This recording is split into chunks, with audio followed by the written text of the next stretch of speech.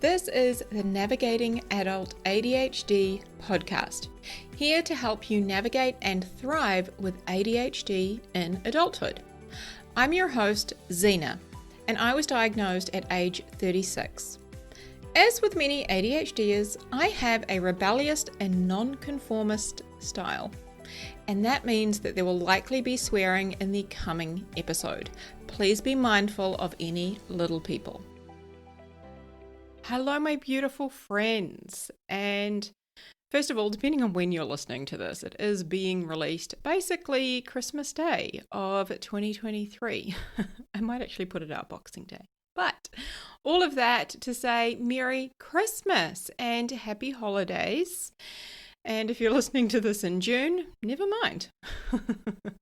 Either way, I do want to say a huge thank you to every single one of you who has listened to this podcast. I do really appreciate you guys, and I'm so grateful for each and every one of you. So thank you for listening, and thank you for sharing it with fellow ADHDers. And just a reminder, if you haven't actually grabbed your copy of the 12 things that I wished my doctor had told me about ADHD, that is a great resource. You can get it for free over on my website. 12 things that I think are really important to know and understand when you are newly diagnosed with ADHD and on this journey. So just a reminder, go and grab that. So this time of year, it is, wrapping up the end of 2023. We're looking at 2024. I think this topic is incredibly relevant. Goal setting, how to set, achieve, and actually maintain a goal, especially when we have ADHD. So first of all, let's think about this. What is your relationship like with goals? Put another way, what is your relationship like with creating and making changes in your life? Most of us, we have this love-hate relationship with goals. And when I say love-hate, I'm going to talk a little bit more about that. But for me, I love the dopamine release of setting goals and thinking about these wonderful new things that I want to do or create or become. So there's a real dopamine attachment in that. But there's also the other end of the scale where when we don't achieve it or we lose interest or we keep setting it over and over again, it can have a real negative kind of attachment and we can have a very negative relationship with creating changes and achieving goals. How many times have you set a goal only to lose momentum or forget about it entirely or end up right back where you started?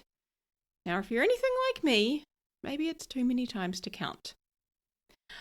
As I said, I've always loved this time of year. I am a huge fan of Christmas. I love the new year, especially here in New Zealand. We have a summer Christmas, and I love summer. I love sunshine. I love the warmth.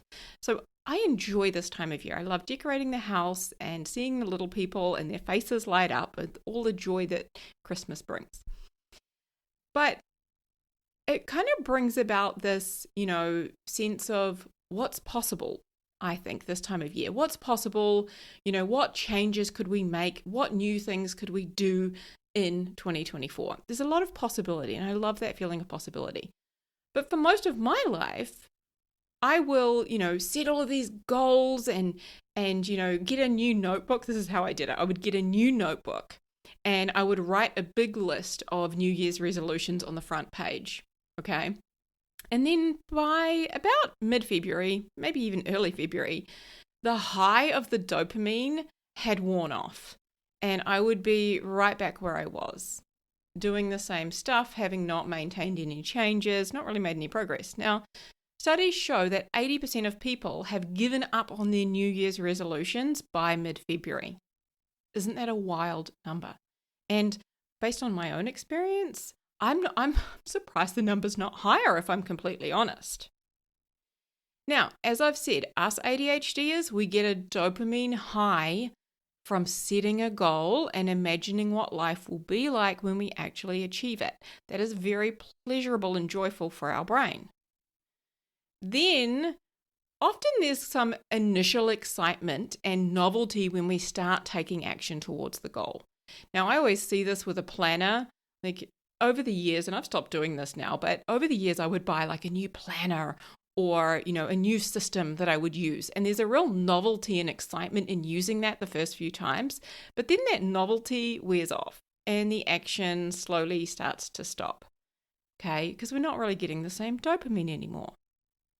And as soon as it becomes less exciting, or perhaps taking action becomes boring and too repetitive or too hard, or we just don't feel like taking action anymore, we often resort back to our old ways. Or perhaps we go off and chase something else entirely. So, as I said, I used to buy that brand new notebook and I would write a list of New Year's resolutions every year on the front page of that book. And it would sound something like, lose X amount of kgs. So lose weight, get in shape, make more money and travel. And there would be like this huge list of like 10 to 20 things. And I'd always start out with that Nike slogan approach of just do it. Only to find that notebook months later and I would look at it and be like, oh shit, that's right. And realize that somewhere along the way I'd lost interest or it had become too hard and I really hadn't made much progress at all, and perhaps I had made progress, but then I'd resorted back to my old ways. Maybe you too can relate to that. Setting the same thing over and over, year after year, feeling discouraged because you never reach it or you never maintain it. And then often, and this is what I hear from a lot of people, is like, what's the point? That's kind of how I feel in my brain. Sometimes it's like, I'm kind of resigned. It's like, what's the point? And sometimes having a negative association to goals because we have bet ourselves up so many times for setting it over and over and not achieving it. Or perhaps for giving up or thinking that we just don't have what it takes. And often our self-worth can get tangled up in that. And sometimes we can have this not good enough feeling attached to goals, and it can really tangle our relationship and create quite a negative relationship to setting goals. Also, so many of us have given up setting goals or have this vague idea of what we want to achieve and what we want to do, but we haven't actually committed to it, or we haven't sat down to plan out how we're going to do that, when we're going to do that, and do the work that is actually required to achieve a goal. And that's what we're going to talk about today, my friends. Okay, I got you. Now, one thing that's really crucial when we talk about goal setting, and this took me a fucking long time to embrace. I'm just going to say it like it is. It took me a really long time to embrace this when it came to goal setting. And that is the element of discomfort that is necessary in order to achieve the goal. In order to make the change, there is an element of discomfort, being physically uncomfortable, that is necessary. So just today, I was actually talking to another ADHDer who said to me, as soon as it gets too hard and as soon as I have to make a decision about something, I just give up and I go play games on my phone. And maybe you can relate to that too. And I know that the reality is that I haven't done it yet because, whatever, and when I say it, whatever it is you're wanting to change. So a lot of women at the moment I'm hearing wanting to lose weight, and that's one I can definitely relate to. So whatever it is you're wanting to change, maybe it's you want to, change your eating habits and your exercise habits, and you do want to lose some weight. Maybe it's that you want to find someone to share your life with, okay? That was me a while back, and that was something that I have created in my life. So the reality is that we don't yet have the thing we want because it's going to require us to do hard things. It's going to potentially require us to do things we haven't done before or we haven't done successfully, air quotes, yet. And what that all means is it's going to be uncomfortable, okay? When it comes to achieving the goal, it may require it to feel hard, to feel scary, for us to feel perhaps self-doubt, to feel fear, to feel confused, to feel uncertain. Now, I know for me in the past, when I have been working towards a goal and I have experienced those emotions, I have made it mean that something is wrong, that I don't have what it takes, that I should just do it later because I don't feel like it right now, which has resulted in me putting it off and eventually quitting or giving up entirely. Because I wasn't expecting that discomfort, or I made the discomfort mean something was wrong, or I should just do it later because I didn't feel like it. And that is something that I have become very aware of in my brain now. Okay, so all of that to say that I've learned that it's uncomfortable to not have what you want. Okay, so say, for example, if we go back to the weight loss example, if you do want to have a smaller body, it's uncomfortable being in perhaps an oversized body, or a body that, when you look in the mirror, you say mean things to yourself. That's uncomfortable. But what's equally as uncomfortable is taking the action required to achieve the goal. Okay, I think we can all agree on that. I know when I was single and I wanted to find somebody to share my life with, and I was enjoying my life, I had a great life, and I'd been single for about 10 years. Now, I didn't at the time know that there was an element of RSD and my fear of rejection and criticism tied up in that. I wasn't yet diagnosed with ADHD, and I didn't yet realize I had it. However, I also knew when I decided, I'd like to find someone to share life with and decide if that's what I want to keep doing, if be on my own or be with someone in a relationship. And I knew that it would require me to potentially experience rejection and criticism and put myself out there. And that shit was really terrifying to me, right? But it was uncomfortable being single and wanting to be in a relationship. That was hard. And I started to experience being lonely and kind of wondering what it would be like and feel like I was missing out. That was uncomfortable. But also taking the action, going on dates, putting myself out there online, on dating apps, meeting somebody for the first time. So awkward, by the way. All of that was uncomfortable too. But one of those discomforts gets you what you want and the other doesn't. Okay. Now, I will say that having built out my emotional regulation tool belt and having a variety of ways that I can support and soothe my emotions when doing difficult, hard things like that has really, really helped. Because there are times when I am feeling self-doubt or I have anxiety as I walk into a room to give a talk or host a workshop, and I have the ability to manage that discomfort, allow my emotions, and keep going, rather than using it as a reason to give up or change my goal entirely. So let's just go through a couple of things that we need to get straight before we set some goals together, okay?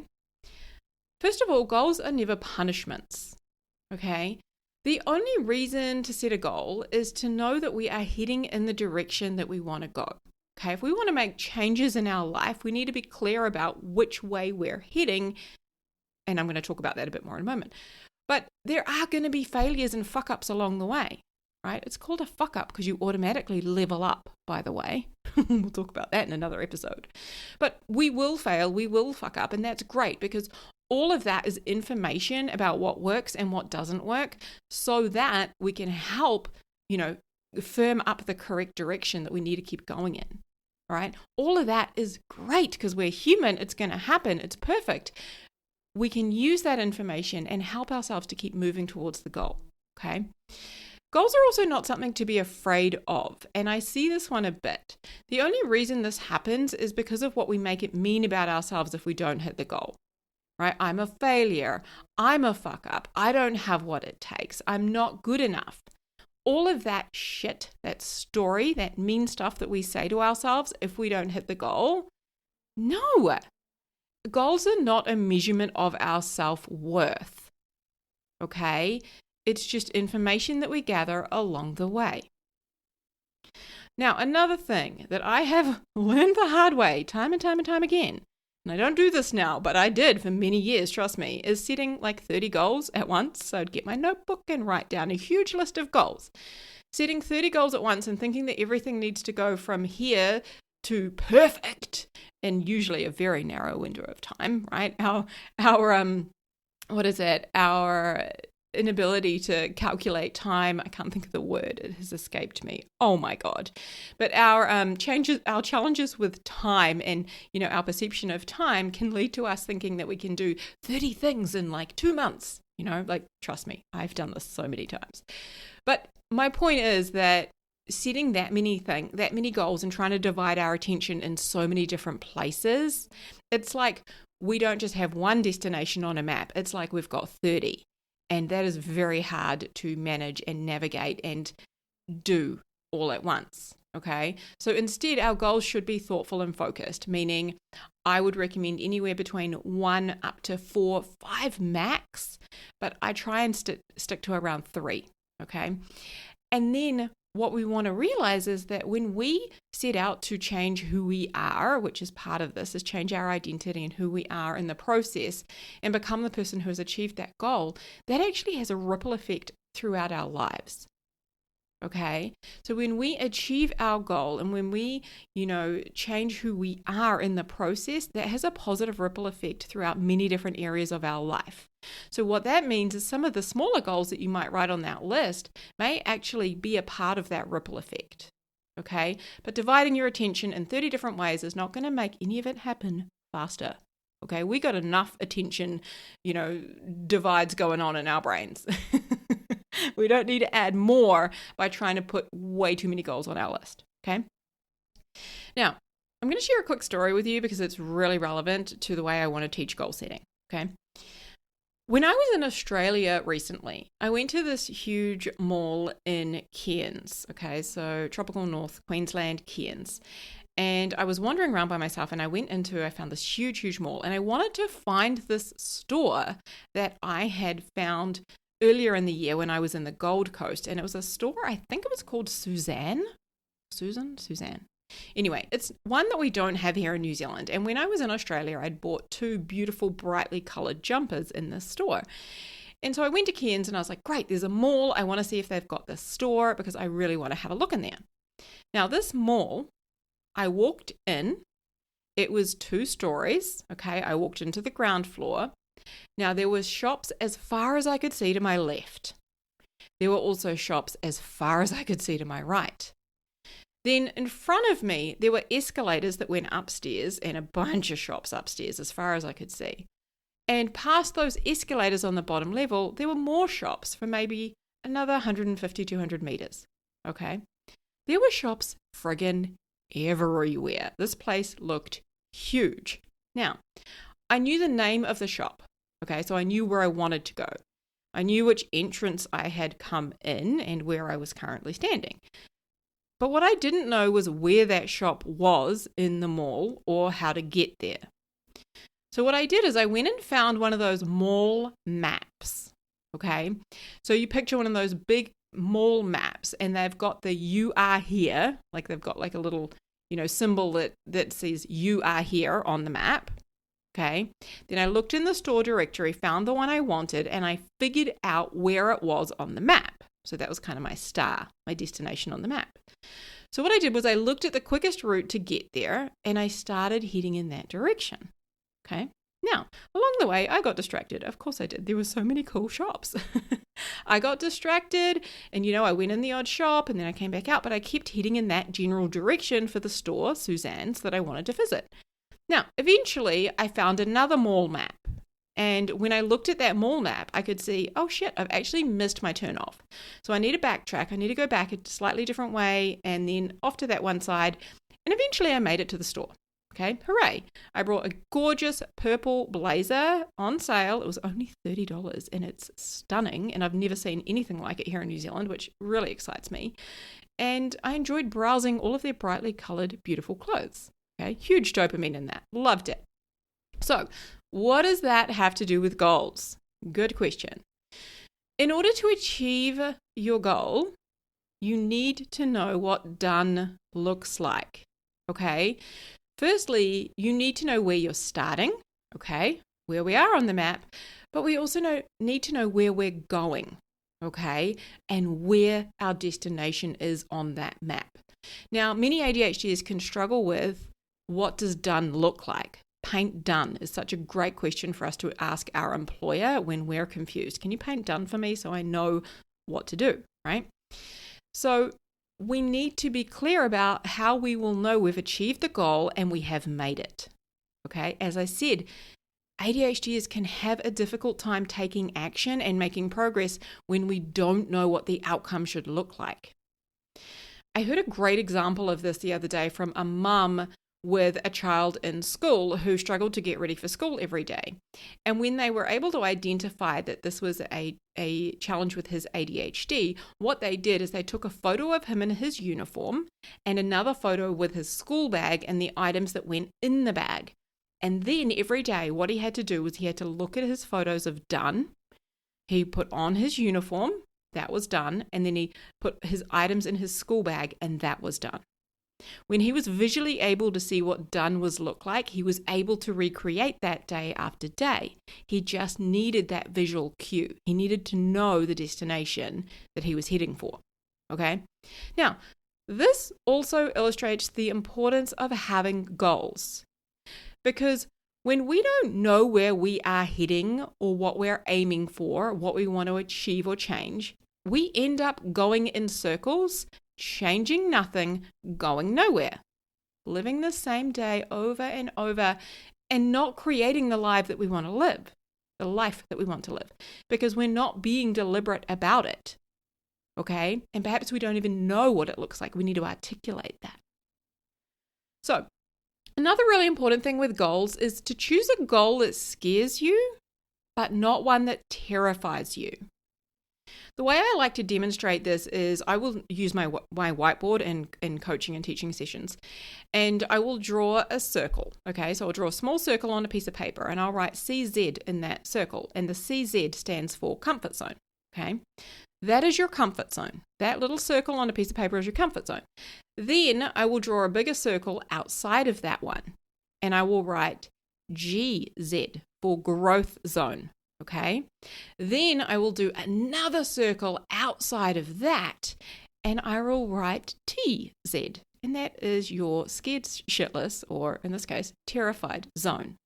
Okay, so if you can picture those three circles, okay, a small one, comfort zone, slightly bigger one, that is your growth zone, and then the bigger one again is your scared shitless, terrified zone. Okay. We want to set goals in our growth zone because they do require us to grow, yes, but they don't cause us to freeze or to quit completely because they're so fucking terrifying. Okay? So for example, one year I decided that I was going to set the goal of making $1 million. And to put that in context, back then when I set that goal, I was making roughly $50,000 a year in my business. Okay? Now, the goal for me of making $1 million, that was in my scared, shitless, and terrified zone. Yes, it sounded like an amazing, wonderful, great idea to my brain, and there was lots of dopamine, but the reality was, as soon as I sat down to think about it and take action, I was paralyzed. It was terrifying. It was too much. So in that instance, a growth zone goal might have been to double my revenue. Just, a goal of making 100K. That would have been a goal that would have fitted comfortably into my growth zone. It would have required me to get outside of my comfort zone, to do things I hadn't done before, to grow, to leave my comfort zone for sure. But it wasn't going to paralyze me by putting myself into that terrified zone. Okay. All right, my friends. I'm going to take you through my 5-step goal setting process, how I set goals, how I achieve them and maintain them, and the process that I teach my clients as well when we work together. Then I'm going to take you through a goal that I have set for 2024. I'm going to walk you through how I'm using this process. And don't disconnect yet, because some of the best stuff I have saved for last. We're going to talk about some of the things that are really important to know when it comes to making permanent changes in your life. Okay, we're going to go through some stuff. So first of all, my 5-step goal setting process. Number 1 is paint done. Okay, I'm going to go through each of them and then we'll come back and we'll talk about them. Number 2 is map out the how. Number 3 is you've got to plan, and planning includes planning for setbacks and obstacles. Okay.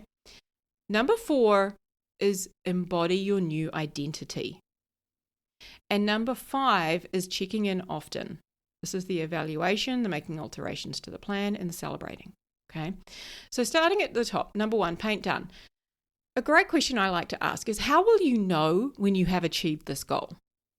How will you know you've achieved it? What does done look like? And how are you going to measure and track that you are moving in the right direction? So, for example, if a client comes to me and says, hey, I want to increase my confidence.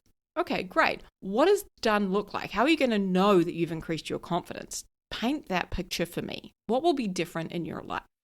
And they might say to me, oh, okay, well, I will stand up for myself in certain situations, or specifically at work, or I will raise my hand and share my ideas, or, I'll stop saying yes to all this extra work that they keep trying to give me, right? And how are you going to measure and track that? I'll often encourage somebody to use a scale. How would you rate your confidence now on a scale of 1 to 10? They might say, oh, it's actually like a 3.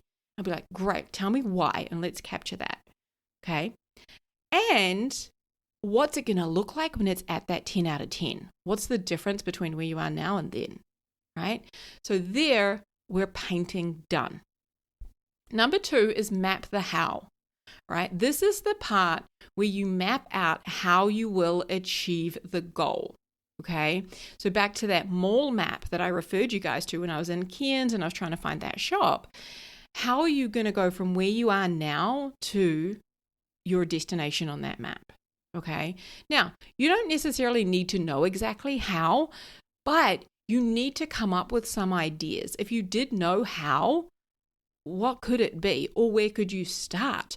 Or who is somebody else who has achieved this? Could you ask them, what do you think they did?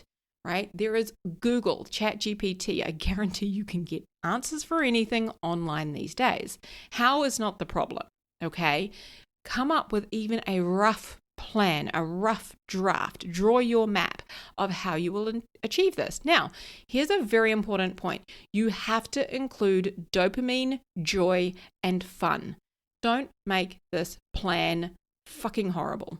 Okay? So we need to remember that we have a brain that loves dopamine and will prioritize joyful, fun, enjoyable things above all else. So if your plan is very ruthless and hard and awful, no, you've got to include joyful, fun activities. When I map out my week, for example, when I go into my calendar, I always plan things that I want to do and things that I enjoy before I put my work and, working towards my goals in there. Because otherwise, I know that my brain is going to be way more resistant and way more likely to try and sabotage me when it comes time to taking action. Okay. Number 3, plan for setbacks and obstacles. Okay. One question I love to ask people is, have you tried to achieve this goal before? And if so, why weren't you able to achieve it? Like, what were the challenges and the obstacles? Okay. And what are the challenges and the obstacles that you foresee? This is a really good time to use that negative Nancy part of your brain, right? The part that's always like, oh, I don't know if I can. And what if this happens and goes to the worst case, right? Get that part of your brain and let it go to town. Okay. Pull in negative Nancy's help. What are all of the problems, the obstacles, the setbacks that you foresee? Have you tried to achieve it before? If you have, what were the challenges? What stops you from working towards it right now? What are the things you think will be hard? What might get in your way? What might be an excuse that you will use? All right. Put your negative brain to work. Now, you also want to come up with solutions to each of those obstacles. Expect it's going to happen, and how are you going to handle each one when it arises? One of the things that I love to do in here when we start talking about setbacks and obstacles is I think it's very important to anchor in your why and the meaning that you have to this goal. What does achieving this goal mean to you?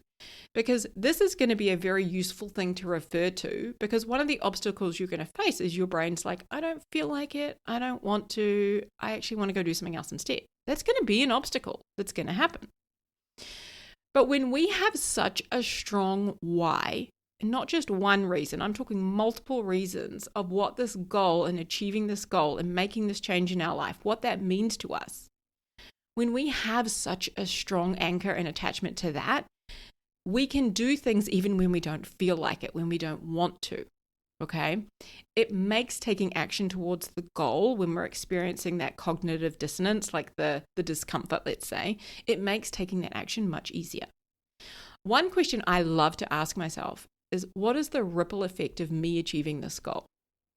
So one of my goals this year, which I'll share with you in a moment, the ripple effect is huge amongst the community and the neurodivergent people, especially in our country. And it's such a positive ripple effect. And I'll go into that in a minute. But that really helps me to think outside of myself even about how so many other people will benefit from me doing this work and achieving this goal. Okay. Number 4 is embodying your new identity. The reality is that the person you are now will need to change into a different version of you. You're still you, right? But your identity will need to change in order to achieve that goal. So think about, how will your identity be different when you get there? How are you already in some ways living as that person? To give you an example of this, in terms of my experience of weight loss, when it came to finally getting to a place where I was comfortable in my body and with the weight that I had to identify as a person who loved the body that she had and was happy to be, quote unquote, slightly over the BMI, whatever you call it, healthy weight range. Like, I love the body I have. I'm happy with the weight I am. I love the forms of exercise I do. But I had to change the way I thought about myself. I had to change the way I thought about my relationship with food. I had to change the way I thought about my relationship with exercise. I used to be somebody who punished themselves with exercise and punished themselves with food and beat themselves up all the time.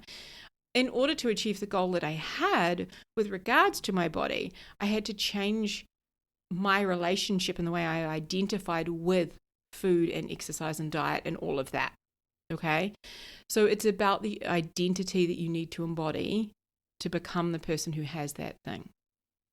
So it's changing the way you think and feel about yourself, changing the way you think and feel about the activity, perhaps. Because if you're wanting to be the person who runs every day and you hate running, that's not going to work. You need to identify as somebody who enjoys that activity, as somebody who wants to do that thing. You might need to change your identity to, if you're wanting to do a marathon, I'm a runner. Right? You would need to identify as, I'm a runner, or I'm a healthy person, or I'm a fit person. That needs to become your identity to achieve and maintain that goal. Number 5, check in often. So this is where we evaluate what's working, what's not working, why, and what do I need to do differently? And we need to do this regularly to make sure that we're on track. Because imagine if I was heading for that store and I hadn't checked into that second store map. When I was in Cairns trying to find my Suzanne store, if I hadn't found that next map, I would have kept going and way overshot it and I think I would have ended up down in the Kmart, the Kmart down the end there. But what that means is we need to check in, we need to evaluate our progress, see what's working, because we want to celebrate what's working, right? Look at what's not working and where we can make some changes. This is a very valuable part of the process, and it also gives our brain some much needed dopamine when we get to celebrate what's working, how far we've come, and we can look back. Imagine if you're climbing a ladder and you can look down and go, holy shit, I've actually come quite a long way, because I just keep looking up and seeing it's forever to go, but actually I've come a really long way. That's an important part of this process as well for our ADHD brains, and giving them that much needed reward, pleasure, dopamine. Okay? So to roughly go through this with one of my goals this year is to run 10, minimum of 10 group workshops in communities. It can also be in schools or workplaces, but 10 workshops where I help people to better understand neurodiversity and how to be supportive and inclusive of neurodiversity in our community and in our workplaces. Okay? So that is a goal that I have. So again, I'm taking myself through this process. Paint done. How will I know I have achieved this goal?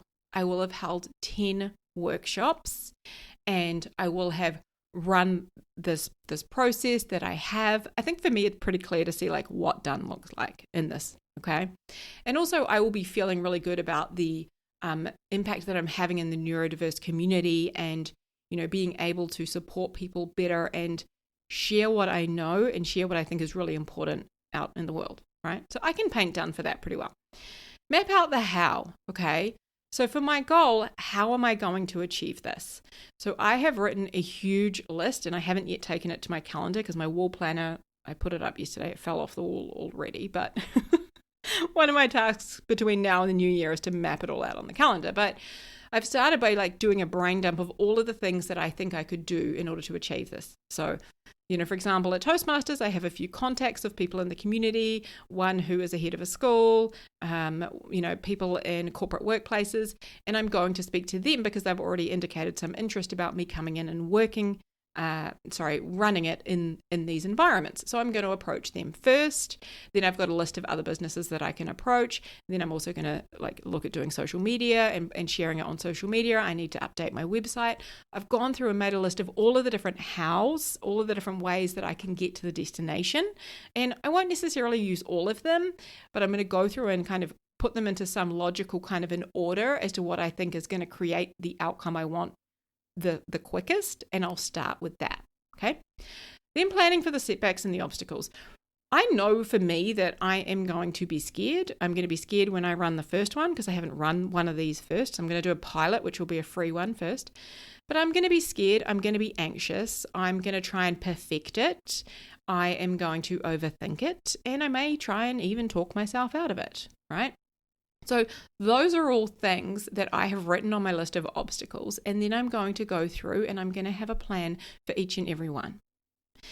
And as I said before, I have started to ask myself the question, and as you can tell, I haven't finished doing this process yet, but I did a quick draft because I wanted to use it for this, to share with you all on this episode. But I have gone through and spent quite a bit of time thinking about my why and the ripple effect of me achieving that goal. So yes, running 10 of these workshops is awesome and it will be, a source of income for me. That's great.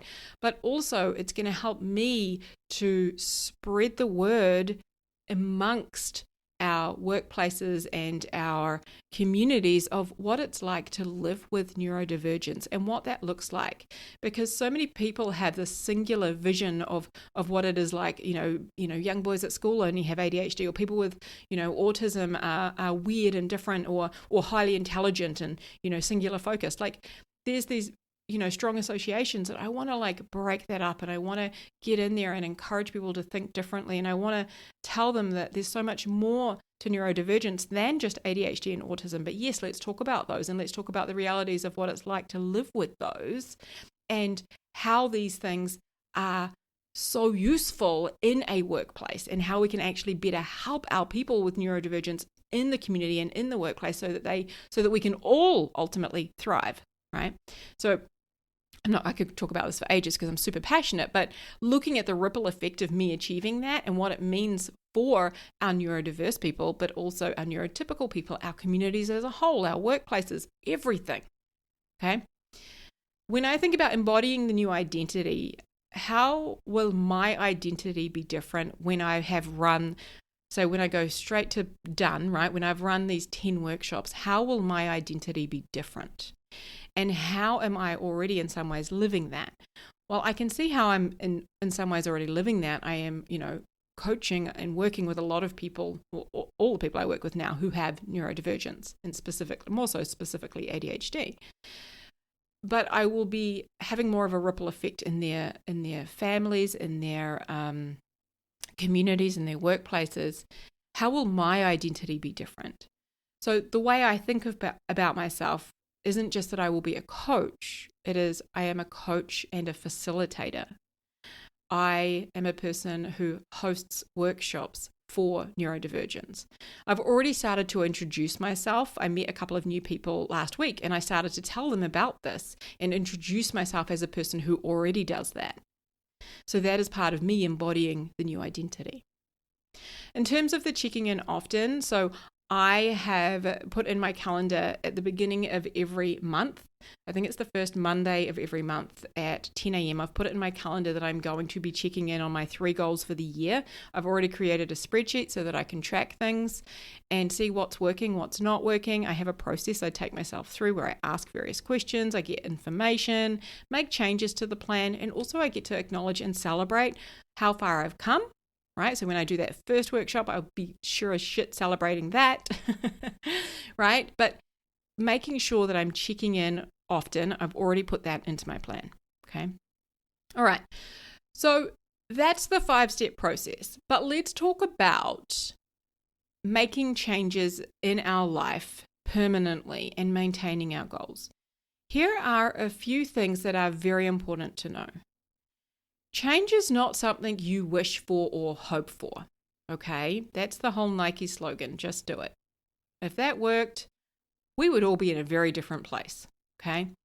Change is something we prepare for, meaning that we have to plan, okay? And you can get dopamine from planning, trust me. Now, here's another way to think about this. You wouldn't renovate your kitchen without having a technical drawing done, a blueprint, and a construction plan. Okay, you wouldn't do that. So why on earth would you renovate your entire life with that same regard? We've got to draw the map, okay? Another important thing is change itself isn't hard. The hard part is the ambivalence that we have, meaning the discomfort and the mixed feelings that we must experience when we're changing. That is the hard part, okay? Change brings up all of the big feels. It really does. And it requires us to have a variety of approaches for managing our emotions so that those big feelings don't lead us to quit or to sabotage or to get set back.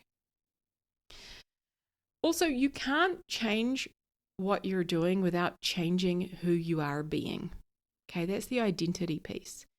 You've got to explore your current identity and who you need to become to make that new change your new normal. If change isn't compelling, if your goal isn't compelling, you're not going to stick with it when shit gets tough. And it will get tough, okay?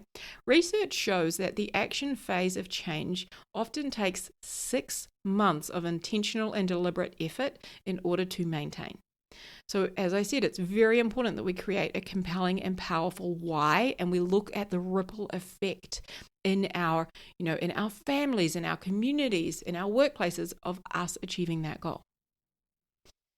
Change isn't just a destination, okay? It's a journey. And it's a lot more motivating. Thank you, motorbike. It's a lot more motivating when you focus on how far you've come rather than how far you've got to go. Okay, again, if you are, climbing up a ladder, when you are looking up going, oh my God, I've got so far to go, all it takes is for you to look down and go, holy shit, I've actually come a really long way. I'm proud of myself because that was really hard. Okay, you need to create a system, as I said, to track the mini milestones to keep your dopamine brain happy along the way. Checking in, evaluating, celebrating, looking at how far you've come. Okay? Now, if you want my help changing your life in 2024, then I invite you to come and work with me. I'm an expert in helping ADHDers to create positive and long-lasting change in their life. Okay? This is what I do. This is my work. So as a life coach, as an ADHDer, having coached thousands of women around the world, and as a woman myself living with ADHD who has dramatically changed my own life, I know I can help you. And I also know what it's like to be where you're at. Okay, I know the frustration of setting the same goal over and over, beating yourself up time and time again. Let me help you. Let me teach you how to manage your mind with my cognitive coaching model. And let me teach you how to handle your emotions so that creating change and achieving your goals is so much easier. And if I'm honest, a shitload more fun with me in your corner. So jump online now and go and visit my website, zenajones.com, and book in for a free ADHD life audit. Okay? This is where to start.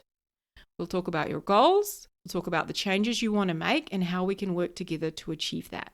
It starts with that ADHD life audit call. Okay, let's start 2024 off with a bang. Huge love, my friends. Merry Christmas and happy holidays. And here's to 2024 being your best year yet. I'm sending you so much gratitude. Thank you for being on this journey with me. Much love to you all. Take care. Hey, friend.